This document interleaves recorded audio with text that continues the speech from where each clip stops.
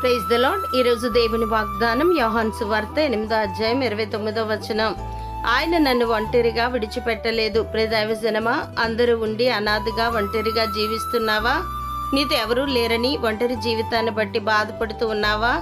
నీ పరలోకపు తండ్రి నీతో కూడా ఉన్నారు గనుక నీవు ఒంటరిగా లేవు. నేను అందరూ విడిచిపెట్టవచ్చు, కానీ ఆయన నీకు తోడై ఉన్నారు. ఆయనకి ఇష్టమైన కార్యం ఎల్లప్పుడూ చేయవారిని ఆయన ఎన్నడూను ఒంటరిగా విడిచిపెట్టరు.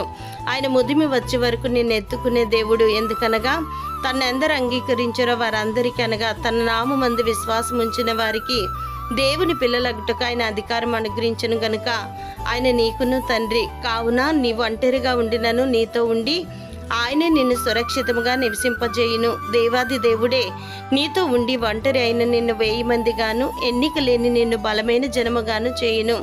దేవుడు మిమ్మల్ని దీవించును గాక. ఆమెన్.